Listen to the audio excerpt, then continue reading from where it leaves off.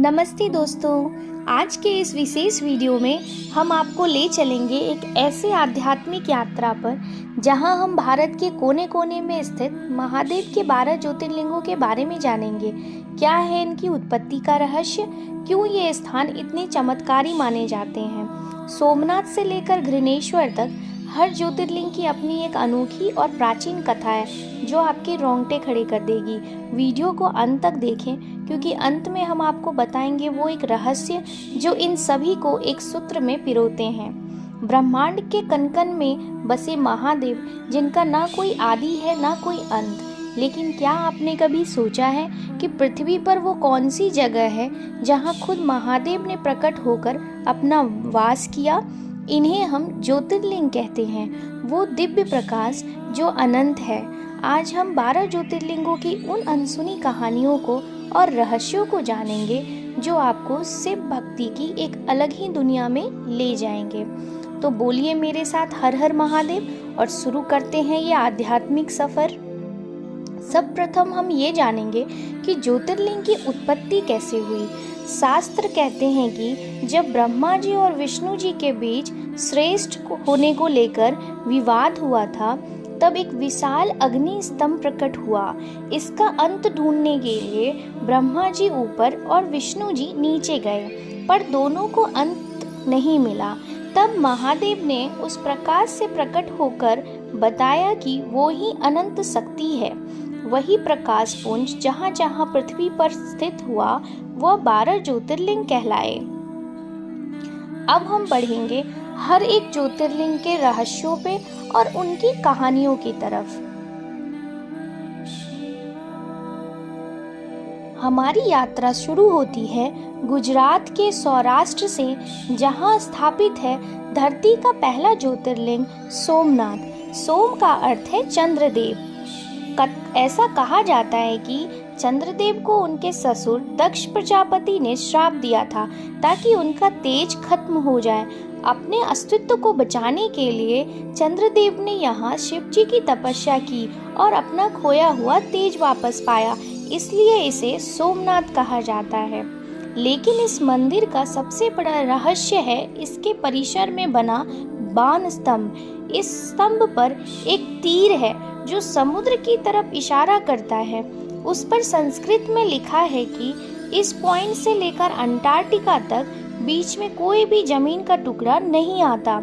सोचिए, हजारों साल पहले हमारे पूर्वजों को कैसे पता था कि इस सीधी रेखा में कोई देश या टापू नहीं है। ये ज्योग्राफी का वो ज्ञान है जो आज की टेक्नोलॉजी से मैच करता है। अब हम बढ़ते हैं अपनी दूसरी ज्योतिर्लिंग की तरफ, जो है मल्लिकार्जुन। यह आंध्र प्रदेश के श्रीशैलम पर्वत पर स्थित है। यहाँ विराजमान है मल्लिकार्जुन।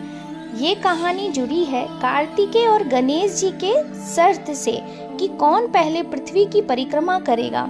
जब कार्तिकेय जी गुस्सा होकर यहाँ आ गए, तब शिव और पार्वती उन्हें मनाने आए। मल्लिका यानी माता पार्वती और अर्जुना यानी भगवान शिव। इस मंदिर की सबसे बड़ी विशेषता यह है कि यह शक्तिपीठ और ज्योतिर्लिंग दोनों ही एक साथ है। यहाँ के वॉल्स पर इंजीनियरिंग का ऐसा नमूना है कि अगर आप ध्यान से सुने तो हवा में भी ओम की ध्वनि गूंजती महसूस होती है। ये जगह तंत्र साधना का बहुत बड़ा केंद्र माना जाता है। अब हम पहुँचते हैं उज्जैन, जिसे प्राचीन काल में अवंतिका कहा जाता था। यहाँ काल भी ठिठक जाता है क्योंकि यहाँ राज चलता है महाकाल का। जी हाँ, हम बात कर रहे हैं महाकालेश्वर ज्योतिर्लिंग की। कहा जाता है कि दुशाना नामक राक्षस के अत्याचार से बचाने के लिए शिवजी ने हुंकार भरी थी और महाकाल के रूप में प्रकट हुए थे। दोस्तों, 12 ज्योतिर्लिंगों में से सिर्फ महाकालेश्वर ही दक्षिणामुखी है, साउथ फेसिंग है। तंत्र शास्त्र में दक्षिण दिशा मृत्यु की दिशा मानी जाती है और महाकाल मृत्यु के स्वामी हैं। यहाँ की भस्म आरती दुनिया भर में प्रसिद्ध है। पहले कहा जाता था कि चिता की ताजी राख से आरती होती थी।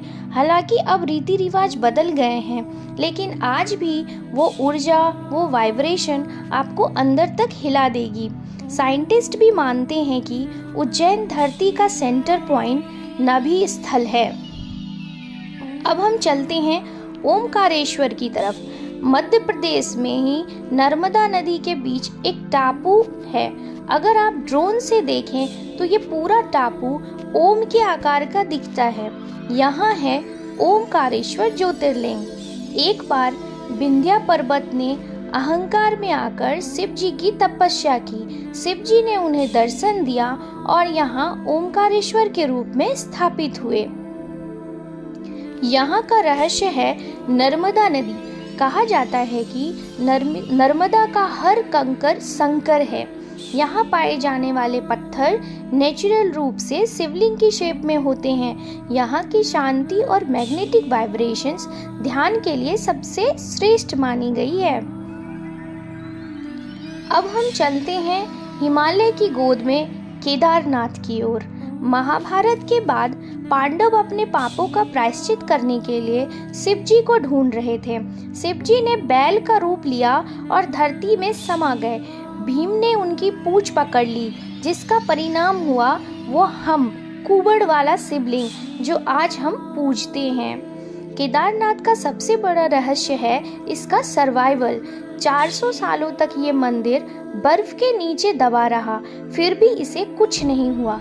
2013 की भयानक बाढ़ में भी सब कुछ बह गया, लेकिन एक बड़ी चट्टान भीमशिला मंदिर के पीछे आ गिरी और पानी की धार 2 हिस्सों में बट गई। मंदिर सुरक्षित रहा। क्या ये इंजीनियरिंग थी या महादेव का चमत्कार?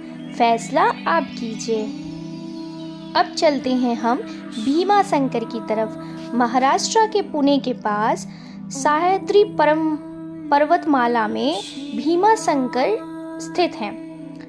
कुंभकर्ण का बेटा था भीमा, जिसने ब्रह्मा जी से ताकत पाकर आतंक मचा रखा था। शिव जी ने उसका वध किया और लड़ाई के दौरान शिव जी का शरीर से जो पसीना गिरा, उससे भीमा नदी का उद्गम हुआ।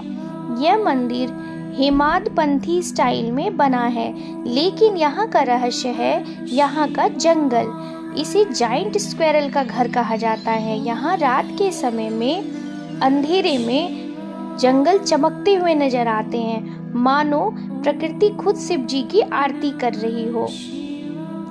अब हम लोग चलते हैं काशी विश्वनाथ की ओर।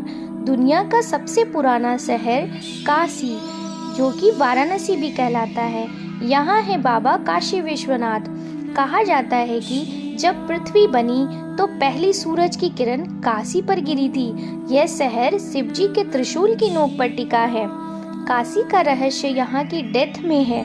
यहाँ मणिकर्णिका घाट पर 24 घंटे चिताएं जलती हैं। कहा जाता है कि यहाँ मरने वाले के कान में स्वयं शिव जी तारक मंत्र बोलते हैं और उसे मोक्ष मिलता है।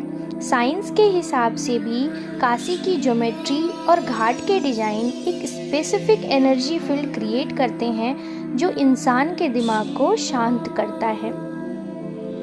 अब हम चलते हैं त्र्यंबकेश्वर की ओर। नासिक के पास गोदावरी नदी के तट पर है त्र्यंबकेश्वर। ऋषि गौतम पर गलती से एक गौ हत्या का पाप लगा था।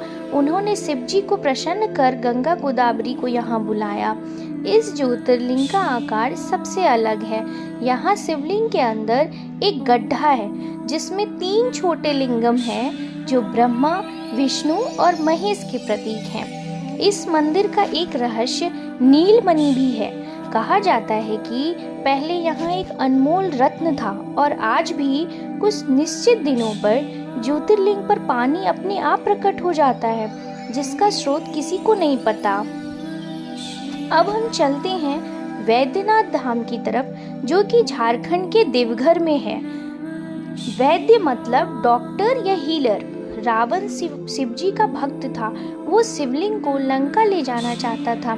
शिव जी ने शर्त रखी कि अगर रास्ते में कहीं मेरी शिवलिंग को तुमने कहीं रख दिया तो वो वहीं स्थापित हो जाएगा। रावण से गलती हुई और शिवलिंग यहाँ स्थापित हो गया। कहा जाता है यहाँ आने से असाध्य रोग भी ठीक हो जाते हैं। यहाँ रावण ने अपने 9 सिर काटकर शिव जी को अर्पित किए थे, इसलिए यहाँ की ऊर्जा त्याग और भक्ति की है। यहाँ मंदिर के शिखर पर त्रिशूल नहीं बल्कि पंचशूल है, जो सुरक्षा कवच माना जाता है। अब हम लोग चलते हैं नागेश्वर की तरफ, जो कि गुजरात में है। गुजरात के द्वारका के पास स्थित है नागेश्वर ज्योतिर्लिंग। दारुका नामक राक्षस ने शिव भक्त सुप्रिया को कैद कर लिया था। भक्त की पुकार सुनकर शिव जी नागेश्वर नागों के देवता के रूप में प्रकट हुए। इस स्थान का संबंध नाग दोष निवारण से है, लेकिन सबसे बड़ा चमत्कार ये है कि यहाँ की हवा में जहर भी बेअसर हो जाती है। आसपास के लोग मानते हैं कि इस क्षेत्र में सांप काटने से मौत नहीं होती, अगर समय पर मंदिर की धूल लगा दी जाए तो। अब हम लोग चलते हैं रामेश्वरम की तरफ, जो कि तमिलनाडु की तरफ है। भारत के दक्षिण छोर पर समुद्र के किनारे स्थित है रामेश्वरम। लंका पर चढ़ाई करने से पहले भगवान राम ने यहाँ रेत से शिवलिंग बनाया और शिव जी की आराधना की, ताकि वो रावण को हरा सके। ये वही जगह है जहाँ राम सेतु शुरू होता है। इस मंदिर के अंदर 22 कुंड हैं। चमत्कार यह है कि समुद्र के किनारे होने के बावजूद इन कुंड के पानी मीठे हैं और हर कुंड के पानी का स्वाद अलग है। साइंटिस्ट भी हैरान है कि इतने पास खारा पानी होने पर भी यह पानी मीठा कैसे है। अब हम लोग चलते हैं अपने अंतिम ज्योतिर्लिंग की तरफ, जो कि है घृणेश्वर ज्योतिर्लिंग। हमारी यात्रा का अंतिम पड़ाव है औरंगाबाद के पास घृणेश्वर ज्योतिर्लिंग। एक भक्त महिला थी घुष्मा। उसकी बहन ने जलन में आकर घुष्मा के बेटे को मारकर तालाब में फेंक दिया। घुष्मा ने अपनी शिव भक्ति नहीं छोड़ी। शिव जी ने खुश होकर उसका बेटा भी लौटाया और यहाँ सदा के लिए बस गए। ये दुनिया का अकेला ऐसा ज्योतिर्लिंग है जहाँ देवताओं को चढ़ने वाला नारियल या फल नहीं बल्कि कुमकुम चढ़ाया जाता है, जो आमतौर पर देवियों को चढ़ता है। यह मंदिर एलोरा केव्स के बिल्कुल पास है, जो दर्शाता है कि उस दौर में भी आर्ट और स्पिरिचुअलिटी कैसे जुड़ी हुई थी।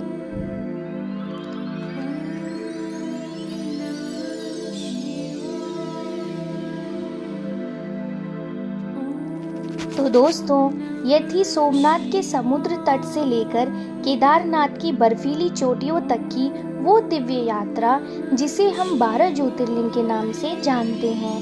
आज आपने इस वीडियो के माध्यम से इन 12 धामों की यात्रा की है। कमेंट में हर हर महादेव लिखकर अपनी हाजिरी जरूर लगाएं और हमें बताएं कि आपका अगला लक्ष्य कौन सा ज्योतिर्लिंग दर्शन है। अगर ये जानकारी आपके दिल को छू गई हो तो इसे अपने दोस्तों और परिवार के साथ शेयर करें, इससे पुण्य के भागी बने। चैनल को सब्सक्राइब करना ना भूलें, क्योंकि रहस्यों का ये सफ़र अभी खत्म नहीं हुआ है। चलो अब मैं चलती हूँ, फिर मिलूंगी एक नई आध्यात्मिक दास्तान के साथ। तब तक के लिए महादेव की कृपा आप सब पर बनी रहे। ओम नमः शिवाय।